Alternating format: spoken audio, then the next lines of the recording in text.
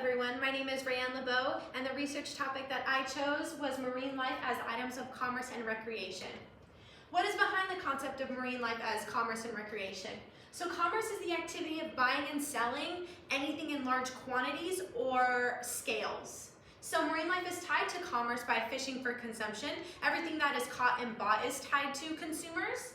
The buying, selling, and trading of exotic animals, jewelry and decorative pieces for personal use, and obviously amusement parks. Recreation is activity done for pure enjoyment or during your leisure time. So marine life is affiliated with recreation by all your vacation excursions. So for example, swimming with dolphins, feeding the sea life, whale watching, etc. Amusement parks like SeaWorld, snorkeling or scuba diving, and tide pooling. This is all tied back to interacting with our marine life. Problems that arise with using marine life as commerce and recreation. So commerce, we're gonna go over commerce first. So overfishing, that means no more seafood for any consumption. Torturing animals in amusement parks to make a profit. Killing animals for their shells may put them at the risk of extinction. This becomes a problem when people are taking shells from animals that are actually living inside, because some people don't know between something that has a home and a vacant one.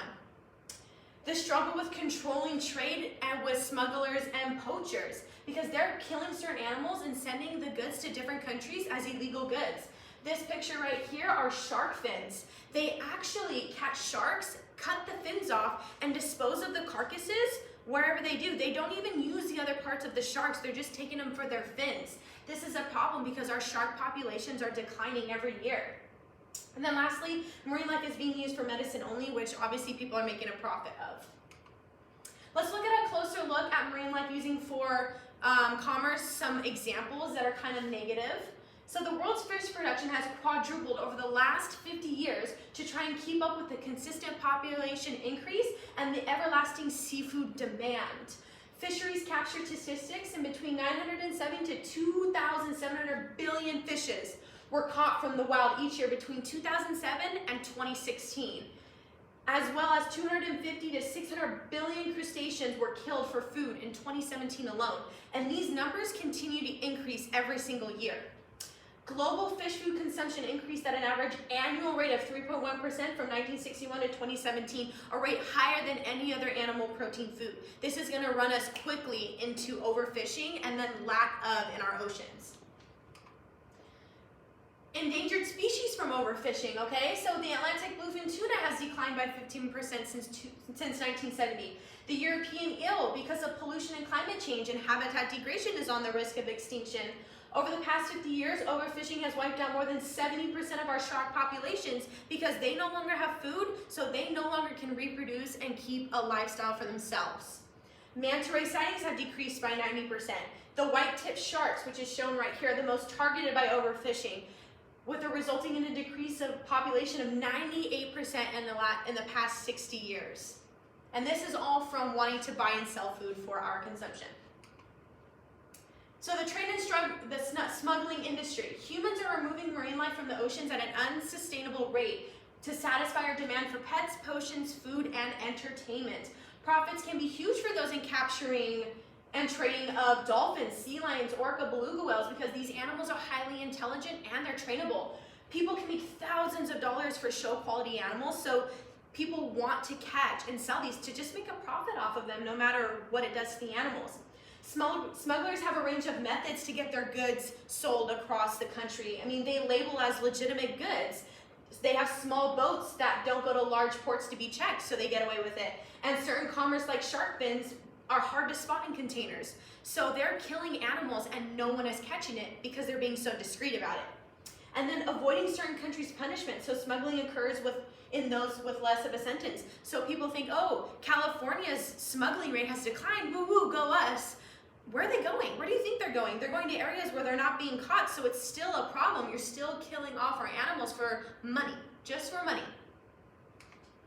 Now let's look at the recreational side of it. So any promotion of swimming or interacting with exotic animals that you see on brochures, in magazines, is an unnatural way to interact with these animals because it's unnecessary stressors for marine life.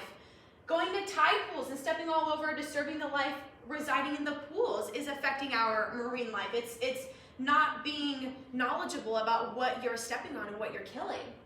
Waste that is left by humans on beaches or vacationing trips. Animals eat all of the trash and they end up dying because they mistake it for food. Large animals in small enclosures at amusement parks are depressed because they are supposed to be out in the wild with groups of their own and their own families, and they're not getting that because we're selfish, because we want to make the money off of them. So some examples, I don't know if you guys have seen Blackfish, but SeaWorld and parks like it for decades have been the epitome of using a variety of marine life for financial gain and entertainment value. The 2013 documentary film Blackfish brought attention to the criminally negligent behavior of park owners, okay, and the captivity of these highly emotional, intelligent creatures, inevitably turning them to aggressive killers when that's not how they're like in the wild. These animals are very friendly and they're very sensitive and they're very, very loving. So why is it that they're all of a sudden aggressive in captivity? We're creating these animals. We are doing this because our ego is too high to put aside that we just want money, we want financial gain.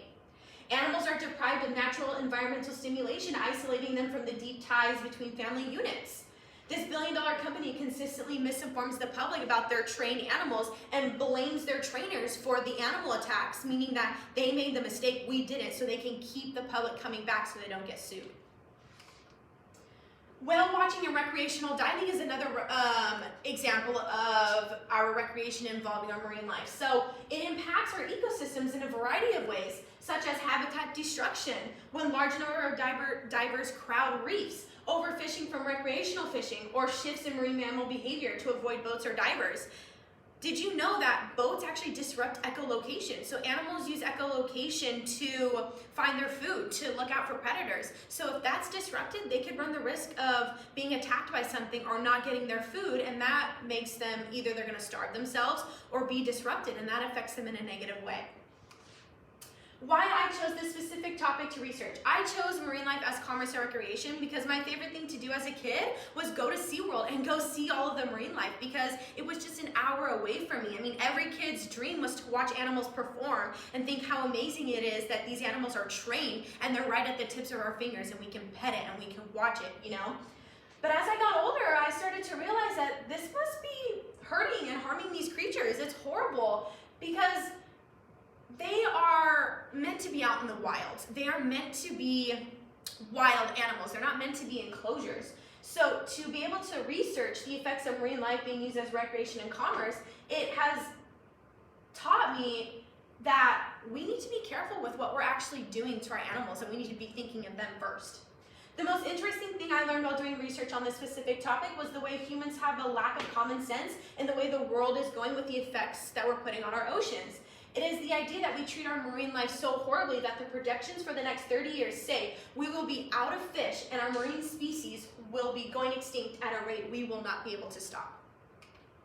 How does this topic affect me personally? I included some of my favorite marine animals. The idea that I grew up with these animals and my future children, my future generations will not even know what these are because they're going to most likely be going extinct because humans can't stop being selfish and they can't put their egos aside to help our marine species is really sad. I actually live in Huntington Beach and I get to see these animals, and the idea that I see so much trash and just horrible way we're treating our beaches, I can't just think that, wow, I'm not in my lifetime, I'm not able to get to see these anymore. What's more important, our ego or the lives of these innocent creatures? We need to really think about that. So our future generations, this could mean the extinction of certain marine animal species. The availability of seafood may decrease while prices increase. So you might not be able to go out to go get sushi because prices will be through the roof because we're running out of fish to be able to keep up with it. Our marine life ecosystem will continue to suffer. It's like a domino effect. Every organism has a role in our ecosystem. So if one of them can't do their job, the pyramid then falls. Because if the base breaks, everything else that's growing on the top will not be able to function properly without their base. All living things will run out of food. I mean, we all need food to eat, so do our marine life. Lastly, according to estimates, if nothing changes, the world's oceans could be virtually empty by 2048, and it is 2023, meaning we might run out of fish before mid-century, and we might make most of our marine life extinct, because if we don't have food, they don't have food either. Thank you.